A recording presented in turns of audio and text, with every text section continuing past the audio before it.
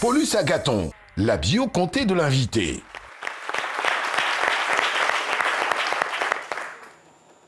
Il était une fois au pays des éperviers, oui, les éperviers du Togo, un prince. Le prince Mensa Ayaovi. Durant sa tendre enfance, le père du prince, c'est-à-dire le roi Kofi Mensa, qui aimait énormément la musique, décide de chanter régulièrement une berceuse à sa progéniture. Ne pouvant pas se limiter à exécuter simplement cette berceuse, il décide d'apprendre au jeune prince à chanter.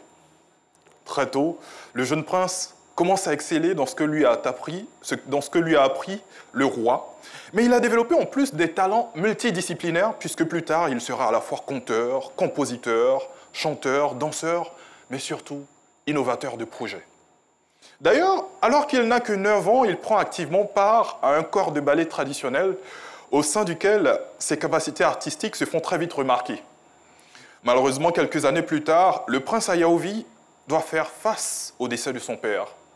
Si pour beaucoup de personnes, cette période de la vie est un moment qui peut faire chanceler, en revanche, le prince Ayaovi décide de se faire violence. Il doit réussir dans sa vie. Pour cela, il opte pour la chanson avec détermination et foi. Cette volonté le mènera sur le chemin de son couronnement.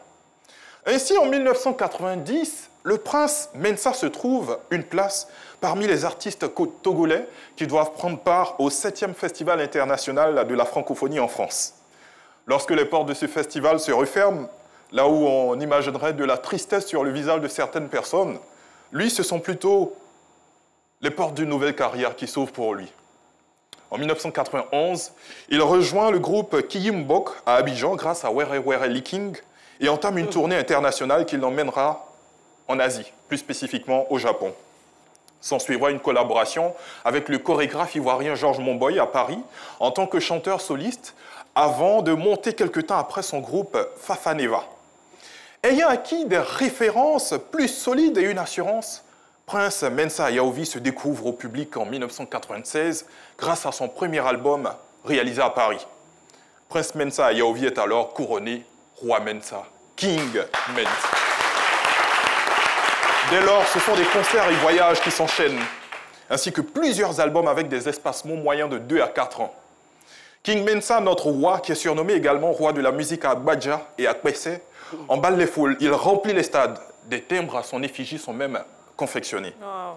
Le groupe Magic System disait en d'autres mots, lorsque tu sais d'où tu viens, tu peux savoir là où tu vas. Eh bien, on pourrait dire que cet exploit de King Mensa est rendu possible grâce à son enracinement dans les traditions africaines, le tout coiffé par un travail raffiné, mais aussi dans les œuvres humanitaires, surtout envers les orphelins.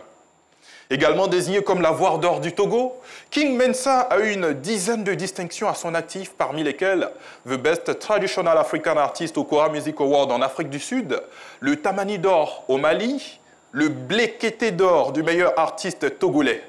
Il a même été fait chevalier de l'ordre du Mono au Togo et un peu plus loin, chevalier d'honneur de la Légion française. Ainsi, comment ne pas célébrer ce prince devenu roi ? Comment ne pas célébrer cet artiste qui remplit les stades et même dont de nombreux Ivoiriens ont dû rester à l'extérieur du studio de ces midis tant ils ne peuvent contenir dans cet espace? Comment et pourquoi ne pas raconter l'histoire du King Mensa?